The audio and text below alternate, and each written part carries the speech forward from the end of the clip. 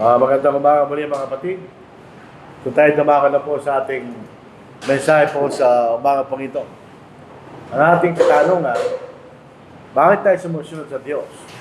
Why do we obey God?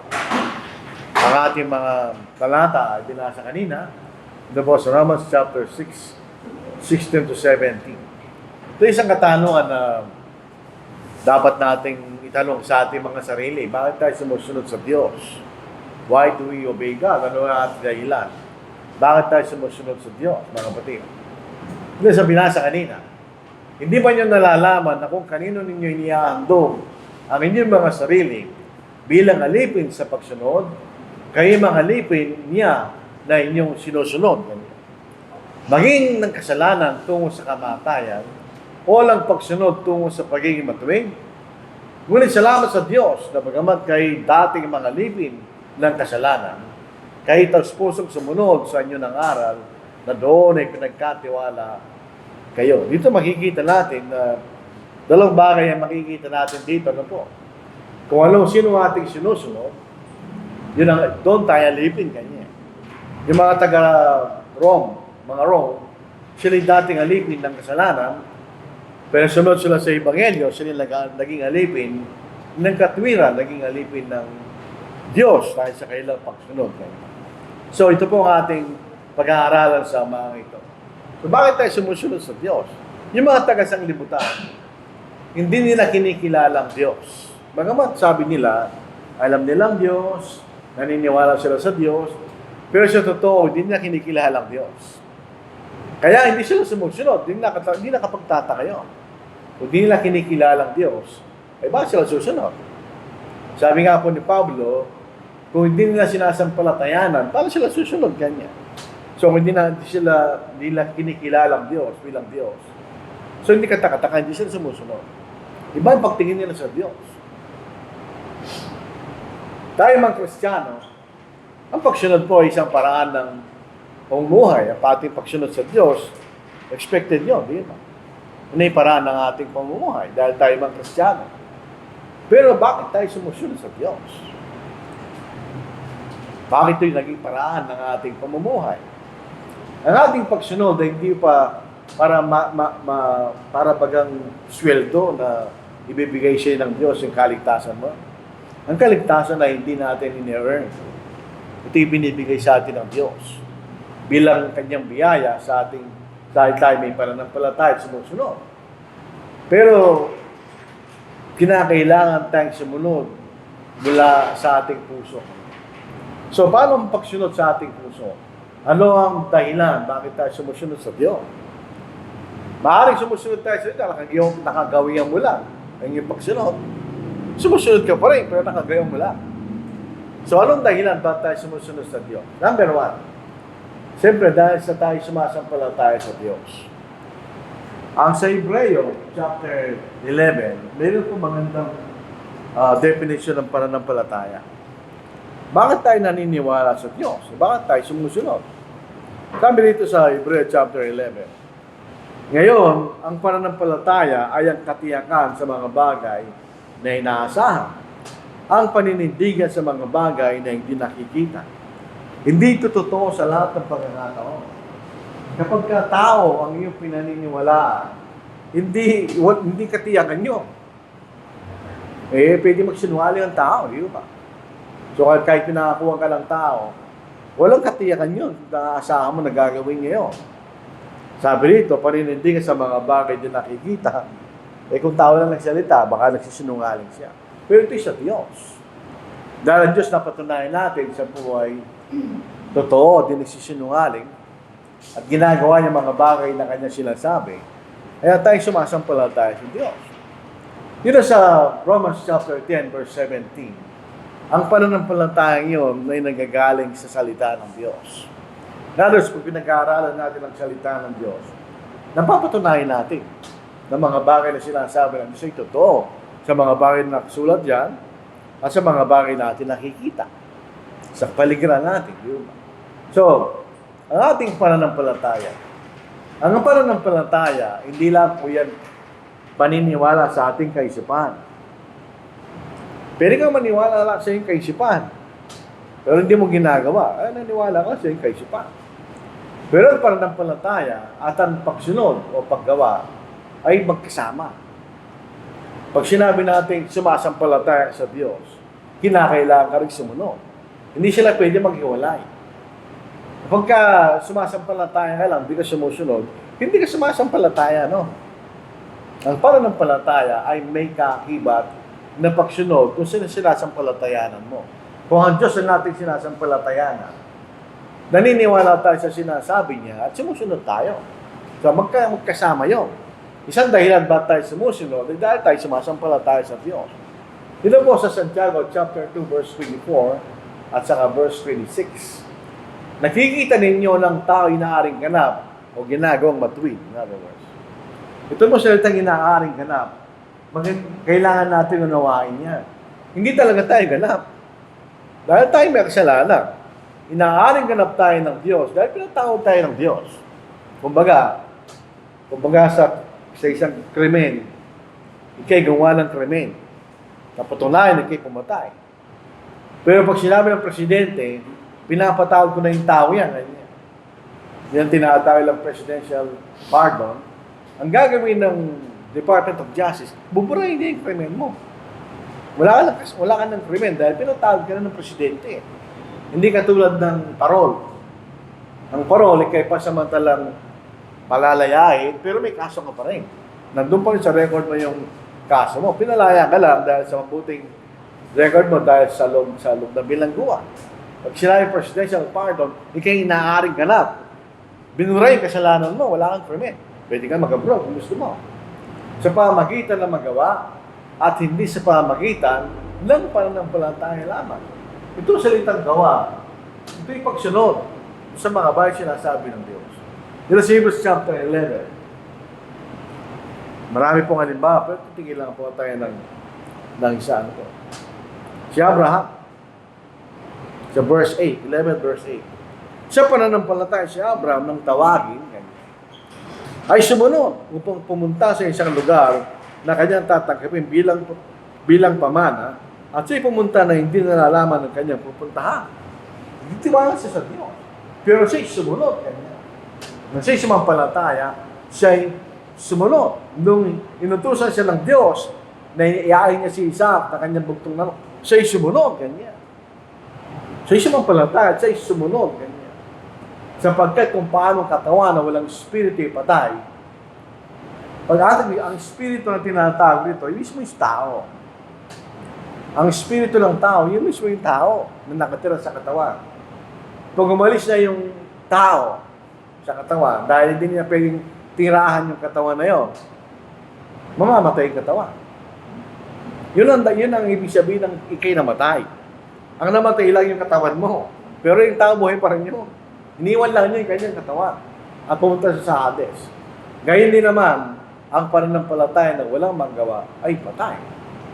So, ang isang dahilan ng ating pagsunod ay dahil tayo sumasampalataya sa Diyos. Hindi ka pwedeng sabihin sumasampalataya ka na walang kaakibat na pagsunod. Sila silang yun. Parang katawan na wala yung tao. Patay lang yun sa harapan ng Diyos. Hindi ka maliligtas. Sabi niya, inaaring ganap sa pamagitan ng pagsunod ganyan. Palitan niya yung gawa ng pagsunod. Maliwanag. Tayo po'y sumasampalataya na may kasamang pagsunod ganyan. Pag tayo sumasampalataya, tayo sumusunod. So isang dahilan yan bakit tayo sumusunod sa Diyos. Pangalawa, dahil pinili natin sumunod. Tandaan po natin, ang tao ay unique sa lahat ng nilalang ng Diyos. Tayo lamang ang may kakayahan na mag-isip at piliin natin kung anong ating gustong gawin. We have the freedom of choice. Meron tayong free will. Hindi tayo robot. Kaya nga mahirap kausap ang tao. Dahil meron siya sariling kaisipan. Hindi mo siya pwedeng persahin sa mga bagay na gusto mo. Hindi pwede yun. Kung gusto mo siya sumunod sa mga bagay na gusto mong ipasunod sa kailangan mo siyang kumbinsihin na yung sinasabi mo ay tama bago siya sumunod. Dahil yung mga tao hindi sila robot. Meron silang kaisipan, meron silang kakayang pumili kung anong gusto nilang gawin. Dito sa Joshua chapter 24, verse 15, na si Joshua ay malapit ng mamatay. Ngayon, kung ayaw ninyong maglingkod sa Panginoon, ay piliin ninyo sa araw na ito kung sino ang inyong paglilingkuran. Piliin niyo niya. Kung ang mga Diyos na pinaglilingkuran ng inyong mga ninuno sa kabila ng ilog, o mga Diyos na mga Amoreo ng lupain nila inyong tinitirahan, ngunit sa ganang akin at sa aking sangbahayan, kami maglilingkod sa Panginoon. Ganyan. So, kung tayo sumusunod, dahil gusto nating sumunod, ibig sabihin, hindi natin pinipil sa sino man na sumunod. Katulad ni Joshua, hindi niya pinipilit yung mga Israelita kung sino paglilingkuran nila. Piliin niyo kanya kung gusto niyong paglingkuran. Pero sa akin at sa aking sangbahayan, kami maglilingkod sa Diyos. Ganyan. So, ibig sabihin, isang kaaya-ayang pagsunod sa Diyos kung pinili mong sumunod at hindi ka pinilit sa namang kadahilanan. Kaya para pag-aasawa lang yan. Kung napang-asawa mo yung asawa dahil pinilit mo lang siya, ay karamunduan mo lang magiging buhay niyo. Pero kung pinili ka niya dahil gusto ka niya, yan ang maganda, di ba? You have a freedom of choice. So, pinili nating sumunod sa Diyos. Tayo pinili nating sumunod sa ating Panginoon. Good choice. Bakit? Siya po ang nagtataglay ng lahat ng otoridad. Kung susunod na lang tayo, sunod tayo doon sa mga kapangyarihan. Yan ang ating Panginoon ng mga pangyarihan sa lahat. Sa Matthew chapter 28 verse 18, lumapit si Jesus at sinabi sa kanila, ang lahat ng otoridad sa langit at sa ibabang lupa ay binigay sa akin. So, kilala natin ng Panginoon kung anong ginawa niya at anong kaya niyang gawin. So, tayo sumunod sa Kanya. Dahil siya may taglay ng lahat ng otoridad, hindi lamang sa langit, kundi rin sa ibabaw ng lupa Kanya. At hindi tayo pinilit ng Panginoon. Tayo mismo, pinili natin sumunod sa Panginoon. Dahil taglay niya ang lahat ng otoridad, meron siyang karapatan na sundin. Nasa Kanya lahat ng otoridad. Pero, kailangan natin piliin na sumunod. At hindi niya tayo pinopersa. Kaya nga po ang pagkakaiba sa ating pananampalataya at sa pananampalataya ng iba. Totoo, marami sila. Pero pinipilit sila. Kasi ninyo, nung nakaraang eleksyon, may pumili. Ito kanya, iboboto nyo. Binoto nila. Dahil hindi nila pinili. Pinilit lang sila. Hindi gano'n ang pagsunod. Ang pagsunod dahil gusto mong sumunod. Hindi ka pinipili. You are persuaded. Dahil ang makikita mo na ating Panginoon, tagal niya ang lahat ng otoridad at nasa kanyang katotohanan. You're persuaded, kaya kayo sumusunod. Yan sa Matthew 28 verse 20. Sinabi ba ng Panginoon, persahin niyo sila na sumunod? Hindi. Ano sabi niya? Turuan silang sundin ang lahat ng mga bagay na iniutos ko sa inyo. At narito ako'y kasama niyong palagi hanggang sa katapusan ng panahon. In other words, kahit ano pang gawin natin sa isang tao, kung ayaw niya sumunod, yan siya mapipili. Kaya kung tayo po'y sumusunod, dahil pinili natin sumunod, bilang ko Diyos. Dahil nakita natin kung ano yung totoo. At nakita natin kung bakit kailangan natin sundin ng Panginoon. Nasa Kanyang kapangyarihan ng kaligtasan tula sa iba. Wala nang kaligtasan matatagpuan sa ibang pangalan. Nasulat po sa Gawa chapter 4, kundi sa ating Panginoon. So katulad ni Joshua, kailangan tayong sumunod dahil pinili natin sumunod. Hindi tayo napilitan lang tayo. Pag napilitan lang tayo, napakahirap, no? Pinipilit ka palagi. Hindi tayo pinipili. Kahit sa pagsamba natin, hindi tayo pinipili. Pinili natin sumamba, sumunod sa kalooban ng Panginoon. Pangatlo, dahil tayo mga lingkod ng Panginoon. Sipin nyo, ngayon po, maganda na yung salita sa mga katulong dati, tawag yan. Pero ngayon, kasama sa bahay. Ganyan. Kung ikay kasama sa bahay, wala kang autoridad. Na ang kalooban ng masunod. Kailangan sundin mo yung Panginoon mo, yung nag-uutos sa'yo, kailangan mo susundin. Dahil ikaw isang lingkod lamang. Dito sa Romans chapter 6, ibinasa kanina, dagdagan pa natin na siyang talata. Tayo po'y lingkod. Ngayon, kung tayo sumusunod sa Panginoon, dahil pinili tayo naglilingkod sa Panginoon, tayo lingkod ng Panginoon. Kaya paano tayo naging lingkod? Nung tayo sumunod sa Panginoon, tayo naging lingkod ng Panginoon. Basahin natin. Ito po mababasa natin sa 16:18. Hindi ba niyo nalalaman na kung kanino niyo inihahandog ang inyong mga sarili bilang alipin sa pagsunod, kayo mga alipin niya sa inyong sinusunod? Ganyan. Maging ng kasamaan tungo sa kamatayan o ng pagsunod tungo sa pagiging matuwid. Ngunit salamat sa Diyos na bagamat kayo dating mga alipin ng kasalanan, yun ang pinanggalingin nila eh. Sinaglilingkod sa kasalanan. Ano nangyari ngayon? Kayo taus-puso. So, pinili nilang sumunod. Taus-pusong sumunod sa inyo ng aral na doon ay pinakatiwala kayo. At pagkatapos na napalaya kayo sa kasalanan, ay naging mga liping kayo sa paggawa ng matuwid. So, nung niligtas tayo ng Panginoon, binili tayo ng Panginoon. Yun ang dapat natin isipin. Nung tayo po'y niligtas ng Panginoon, nung tayo sumunod sa Ebanghelyo, binili tayo ng Panginoon na may halaga. Dito po sa Gawa, chapter 20, verse 28, sinasabi sa atin, binili niya ito sa kanyang sariling dugo. Kanya. Yun ang halaga natin. Kaya tayo naging alipin ng Panginoon. Noong mga nakarang mga lipunan, mga nakarang panahon, na may mga alipin, binibili nila yung alipin. Doon sa Amerika noon, mayroong yung mga black. Binibili sila. Pag binili mo yung tao yun, sa'yo na yun. Kailangan siyang sumunod sa'yo dahil binili mo siya. Tayo po'y binili ng Panginoon ng kanyang sariling dugo. So, kanino tayo? Sa ating Panginoon. Tayo lingkod ng Panginoon. Dito po sa Gawa, 1 Corinthians chapter 6, verse 19, ito ang ating mababasa. O hindi ba ganyan nalalaman na ang inyong katawan ay templo ng Espiritu Santo nasa inyo, na tinanggap ninyo mula sa Diyos, kayo hindi sa inyong sarili kanya. In other words, hindi nyo pag-aari yung sarili. Sapagkat kayo binili ng isang alaga, kaya tulatin ninyo sa inyong katawan ng Diyos. So tayo po'y binili. So sa isang paraan ng pagsasalita, tayo alipin ng Panginoon. We are servants. Tayo naglilingkod sa Panginoon. Kaya tayo sumusunod dahil tayo lingkod. Binili tayo ng Panginoon. Siyang may karapatan na dapat tayo susundin. Di ba? Tingnan po natin. So tayo po ay, nung sumunod tayo sa Panginoon, naging alipin tayo ng Panginoon. Literally. Ang sabi ni Pablo, pag siya'y nagsumusulat, akong alipin ni Kristo kanya. Bakit? Sapagkat siya binili ng Panginoon. Tayo alipin ng Panginoon. Yung binasa natin kanina, hindi ba niyo nalalaman na kung kanino niyo inihandog ang inyong mga sarili bilang alipin sa pagsunod? Kayo mga alipin niya na inyong sinusunod.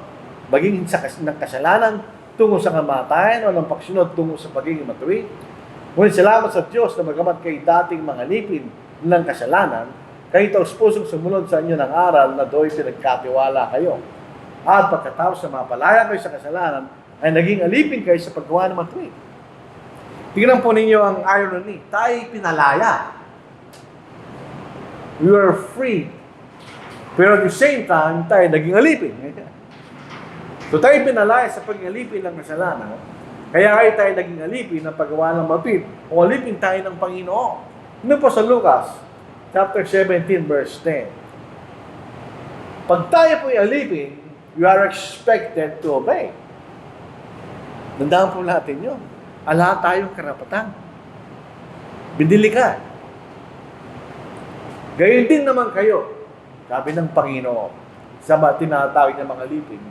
Kapag nagawa na ninyong lahat ng mga bagay na iniutos sa inyo, meron bang utang na loob yung Panginoon mo sa'yo? Halimbawa, yung mga alipin sa Amerika, yung mga galing sa Africa, sila yung binili na maging alipin. At kung nagawa nila yung pinag-utos sa kailang Panginoon, meron bang utang na loob yung Panginoon nila? Wala. Inaasahan lang yun sa isang alipin kanya. Na inyong sabihin, kami mga alipin, walang kabuluhan. Ginawa lamang namin ang aming katungkulan kanya. So sa ating kaisipan, sa isang paraan ng pag-iisip. Tayo po'y alipin ng Panginoon. Dahil binili tayo ng Panginoon. So kung nagawa natin ang mga bagay na pinag-utos sa atin ng Panginoon, meron bang siyang utang na loob sa atin? Wala. Yun lang dapat mong gawin. Dahil tayo binili ng ating Panginoon ng halaga. Isipin naman po natin kung gaano kahalaga ang halagang pinagbilan sa atin. Yan ang dugo at kabuhay ng ating Panginoon. So, tayo po yung lingkod ng Panginoon, so expected lamang na tayo sumunod. Di ba? Dahil tayo po yung alipin ng Panginoon. At ito'y pagpapakilala ng ating pagmamahal sa Diyos. Maraming mga tao, sinasabi na pag kinakausap natin, hindi naman namin kinakalimutan ng Panginoon. Minamahal namin ng Panginoon. Ang susunod tanong doon, totoo? Paano pa natin pinapakita ang ating pagmamahal sa Diyos? Ang pagmamahal natin sa Panginoon. Hindi lang sa salita, di ba? Dito po sa 1 John chapter 5 verse 3. Sinabi po ni Apostle John kung anong definition ng pagmamahal sa Diyos. Kung natin sinasabi, mahal mong Diyos. Pag tayo sumusunod, basahin po natin. Pag sabihin, pag sinabi, mahal mong Diyos, na sumusunod, hindi mo siya mahal. Sapagkat ito ang pag-ibig, yun ang pagkasalin. Sapagkat ito ang pag-ibig sa Diyos na ating tuparin ng kanyang mangutos at ang kanyang mangutos ay hindi pabigat. In other words, ang kanyang mangutos ay hindi magbibigay sa atin ng suliranin. Kundi ito makakatulong sa atin. In other words. So, pagmamahal sa Diyos, sa ating Panginoon, ay ang pagtanda ng ating pagmamahal. Hindi tayo sumusunod sa Diyos na parang napipilitan ka lang. Grudgingly, sabihin. Hindi ganoon. Kahit anong paraan, kahit saan tayo pumunta, pagka tayo po'y napipilitan lang, walang kwenta yun. So, ang pagmamahal sa Diyos, hindi tayo napipilitan. Pinipakita natin kung ano ang kalagayan na ating pagmamahal sa Diyos sa pamagitan ng pagsunod. Kaya tayo sumusunod sa Diyos dahil mahal natin ang Diyos. At gusto natin siyang purihin. We want to please God. Yun ang dahilan ba't tayo sumusunod. Dahil minamahal natin ang Diyos. Dahil una niya tayo minahal, ligtas tayo ng Diyos. So, minahal natin siya at gusto natin tayo maging kalugod-lugod sa Kanya. We want to please God. So, John chapter 14 verse 15, kung ako'y inyong minamahal, Kanya. Tingnan niya, ito po'y conditional. Kung ako'y inyong minamahal. Sabihin, pagka tinanong mo yun, baliktarin mo, minamahal ba niyo ako, Kanya? Kung gayon, ito pa rin yung aking mga utos. Yun ay interrogative. Pero ito po isang hindi naman actually declarative eh. Dahil meron siya kondisyon. Kung ako'y inyong minamahal, ay tutuparin niyo ang aking mga utos. So, bakit ka tumutupad? Dahil minamahal mong Diyos. Itong mga dahilan na ito, magkakabit eh. Hindi mo sila pwedeng paghiwalayin. So, kaya tayo sumusunod, kaya andito tayo, hindi para maging pogi-pogi sa ating mga kapatid. Hindi. Wala siya nagpakilam sa ating pagpunta rito actually. Ito yung individual natin ginagawa. Bagamat sabay-sabay natin ginagawa. Dahil sa pagmamahal natin sa Diyos. Ang gusto natin maging kalugod-lugod sa Kanya. You want to please Him. Kaya tayo sumusunod. Susunod po dahilan, sapagkat natatakot tayo sa Diyos. Ang pagkatakot natin sa Diyos, dalawa. Natatakot tayo sa Diyos dahil kilala natin ang Diyos. Siya'y makapangyarihan sa lahat. Nakakatakot pong umarap sa isang makapangyarihan sa lahat. Na siyang lumalang sa lahat ng mga bagay at siya rin kaya niyang sirain ang lahat ng nilalang. Nakakatakot umarap siya gano'n. Yung presidente ng Pilipinas, nakakatakot pang umarap doon. Pero tao lang pa rin siya. Katulad lang natin siya. Pag hindi siya presidente, wala na siyang pangyarihan. Pero ito yung makapangyarihan ng Diyos sa lahat. The Almighty God. Natatakot tayo sa Diyos. Literally. Kaya tayo sumusunod. Pag hindi ka natatakot, hindi ka susunod. Minsan nung tayo maliliit pa, bakit tayo sumusunod? At sisipin po natin ngayon, bakit mahirap sumunod ang mga tao ngayon? Napakahirap sumunod ang mga tao, puro pasaw yung mga tao ngayon eh. Bakit noong unang panahon, yung mga tao, natuto silang sumunod? Dahil pinahalo ka. Masakit yun eh. Kaya pag tumitingin pa lang sa yung nanay mo, tatay mo, tatakot ka na, bakit? Ang kasunod doon, papaluin ka niya. Hindi ka niya bibiruin. Pag sinabi ng mga magulang nung, papaluin ka niya. Hindi siya nagbibiro. Eh ngayon, nagbibiro yung mga magulang kasi. Kaya di, siyempre, bakit matatakot yung mga bata? Yun ay magre-reflect din sa lipunan, sa pangkalahatan. Kung di sila natatakot sa mga teacher, hindi sila natatakot sa mga magulang, hindi sila matatakot sa pamahalaan. Hindi sila susunod. Di ba? Pantay-pantay lang yun. Nagsisimula at pagkatakot sa tahanan. Natatakot tayo sa Diyos dahil siya ay Diyos. Siyang lumalang sa atin. Pwede rin niya tayo para saan. Di ba? Yun po sa Ecclesiastes chapter. So, dalawang bagay. Natatakot tayo sa Diyos dahil kilala natin kung sino siya. At may kaakibat na pagkalam, reverence. Ganun din sa ating mga magulang. Natatakot ka dahil meron ka rin respeto sa kanila. Hindi lang dahil papaluin ka niya. Dahil nakikita mo yung layunin nila sa'yo. Kaya susunod ka. Dito sa Ecclesiastes 12:13. Ito ang wakas ng bagay, yung maraming na-discuss si Solomon, lahat ay narinig kanya. Matakot ka sa Diyos. Paano mo pakikita yun? At sundin mo ang kanyang mangutos sapagkat itong buong katungkulan ng tao. Sa New King James, for this is man's own. Ang ibig sabihin, yan lang ang kahulugan mo, tao kanya. Kaya kanya lang ng Diyos. So, kaya tayo sumusunod dahil tayo gumagalang at natatakot sa Diyos. Alam natin ang kapuotan ng Diyos. Bakit natin alam? May nabasa tayo sa Biblia, di ba? Kung paano pinatay ng mga Diyos ang mga tao na sumalangsang sa Kanya sa Old Testament. Ang pinakahuli nakita nating pinatay ng Diyos ay si Ananias at Sapphira nung nagsinungaling sila. Sila ay pinatay ng Diyos. So alam natin, ang Diyos hindi nagbibiro. Yung mga saksi ni Jehovah, hindi sila naniniwala na mayroong kapuotan ng Diyos. Ang kailang argument, paano naman makikita natin ang Diyos bilang magulang? Yung bang magulang kanya, kaya niyang patayin ng kanyang anak kanya. So, kung ang magulang, hindi niya kaya patayin ng kanyang anak, hindi gagawin ng Diyos yung kanya. So, hindi nila kilala ang Diyos. Alam mo, meron siyang kapuotan. Sa Ephesians 5:6, huwag kayong padaya sa mga salitang walang katuturan. Sapagkat dahil sa mga bagay na ito'y dumarating ang galit ng Diyos sa mga anak ng pagsaway. Nun sa English, for the wrath of God. Yun ay higit pa sa galit. Sa Hebrews 10:3, isang kakilakila, verse 31, isang kakilakilabot na bagay ang mahulog sa mga kamay ng Diyos na buhay. Dalawa po larawan ng Diyos eh. Isang Diyos na nakangiti at mabait sa mga taong sumusunod sa Kanya. At isang Diyos na mabaksik sa mga taong hindi sumusunod sa Kanya. Sabi rito, isang kakilakilabot na bagay mahulog sa kamay ng Diyos na buhay. So ayaw nating bayaran yung kabayaran kapag hindi tayo sumunod sa Ebanghelyo. May penalty yun eh. Doon lang po sa ordinaryong bayaran. Kaya tayo nagbabayad sa oras. Ayaw natin yung penalty. Alam niyo yung tubig, 10% yun eh. Kung kalimbawa, 1,000 yung bill mo, 100 pesos sa akin naman yun. Magbabayad ka sa oras.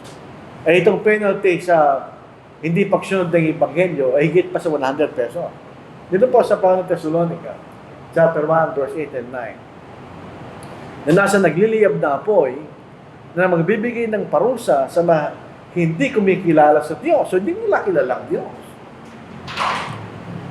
Paano hindi nila kilala? Dahil hindi sila sumunod. At sa mga hindi sumusunod sa Ebanghelyo ng ating Panginoong Yesus. So, itong dalawang ito, pareho lang yan. Pag hindi mo kinikilala ang Diyos, hindi ka rin sumusunod. Amang ito'y tatanggap ng kaparusahan walang hanggang pagkapuksa at palalayasin sa harap ng Panginoon at mula sa kalalatian ng kanyang kalakasan. So, yung scenario ganito. Pagdating ng araw, yung mga nasa impyerno nakatingin sa langit. Sa langit, at doon ang kalalatihan at kagandahan ng Diyos. Sa impyerno, lahat ng kalingkutan, kapis at kapigatian, ganyan, yun ang makikita na. Yun ang kapusahan. Kaya sumusunod tayo sa Diyos, ayaw natin pumunta. Pero, wala. Ayaw natin pumunta dyan. At ang paraan na ayaw natin pumunta dyan, kilalanin natin ng Diyos, matakot tayo sa Diyos. At sumunod tayo sa kanyang mga utos. Panghuli, para tayo maligtas. We do not earn salvation, binibigay sa atin ng Diyos yun. Kung tayo susunod sa Kanya. Tandaan po natin, pag earning your salvation means 100% obedience. Katulad lang yan pag nagtrabaho ka, meron kayong kontrata, o kayo magtatrabaho ng oras sa isang araw, kailangan bayaran ng kumpanya. Hindi yung biyaya, yun yung karapatan mo. Wala tayong karapatang maligtas dahil tayong mga makasalanan. Binibigyan lang tayo ng pribileyo ng Diyos na magligtas tayo. Dahil pinatawad tayo ng Diyos. Pero para tayong magmawala doon sa karapatan na yun, kailangan tayong patuloy na sumunod sa abot ng ating makakaya. Hebrews 5:9.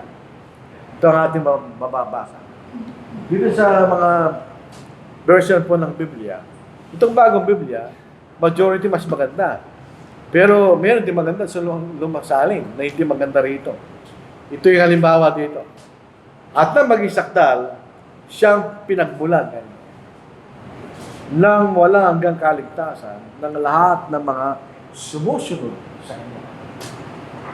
Pero ito'y may biyaya dahil alam ng Diyos.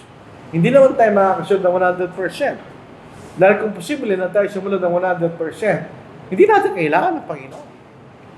Pero yung pagsunod natin, yung pagsusumikap natin sumunod, ay nagpapakita sa Panginoon na ating pagnanasa na manatili doon. Sa pag-asa ng buhay na wala hanggan. Yung mga hindi Kristiyano, kailangan sumunod sa Ebanghelyo. Hindi sila pwedeng maligtas, hindi sumunod. Dito po sa Gawa, chapter 2, verse 38. At sinabi sa kanila ni Pedro, magsisi kayo at magpabautismo ang bautisa sa inyo sa pangalan sa Kristo upang mapatawad ang inyong mga kasalanan. Kung hindi mapatawad ang ating mga kasalanan, o hindi tayo pwedeng maligtas, pupunta sa langit. At tatagapin yung kaloob ng Espiritu Santo. Itong dalawang ito, di sila pareho. Ito yung kasalukuyang kaligtasan na tayong pinapatawad sa ating mga kasalanan. Yung kaloob ng Espiritu Santo, yun ang bibigay sa atin sa uling araw. Sapagkat ang pangako ay para sa inyo at sa inyo mga anak, sa lahat ng nasa malayo, bawat isa na tinatawag ng Panginoon nating Diyos sa Kanya. Sa iba pang maraming salita ay nagpatutuo siya at tinimok sila na sinasabi, iligtasin niyo ang inyong sarili mula sa baluktot na lahing ito. Hindi lamang naman yung lahing, pati yung lahing natin ngayon. Kaya at ang mga tumanggap ng kanyang salita ay binautismoan at nadagdag ng araw na yon na may 3,000 kaluluwa niya. So kung hindi tayo Kristiyano, kailangan tayo sumunod doon sa palutuntunan ng Panginoon para tayo magkaroon ng kapatawaran sa ating mga kasalanan. Para kung Kristiyano na tayo, kailangan lang tayo manatiling tapat at huwag tayong umalis. Pwede tayong umalis. Anytime, kung gusto mo. Hindi ka pipilitin ng Diyos. Huwag tayong babalik sa pinanggalingan natin. Kaya magsikap tayong pumasok sa kapahingahan yun. Upang huwag mabuwalang sino man sa pamagitan ng gayong halimbawa ng pagsuway. Ito po yung sa context ng bansang Israel nung sila'y nasa ilan. Bakit di sila nakapasok sa kapahingahan ng Diyos? Dahil wala silang pananampalataya sa Diyos. Nung sinabi ng Diyos, pumasok na kayo kanya sa lupain, hindi sila pumasok. Sabi nila, malalaki yung mga tao, hindi natin kaya. So naikot sila ng 40 taon hanggat namatay yung mga taong 20 years and above. Pero hindi sila nakapasok sa kapahingahan na Diyos na others, hindi sila naligtas. Dahil sa kawalan nila ng pananampalataya. So ang keyword po rito, kaya magsikap tayo pumasok. Sa Apocalypse chapter 2 verse 10, huwag mong katakutan ng mga bagay na malapit mo ng danasin.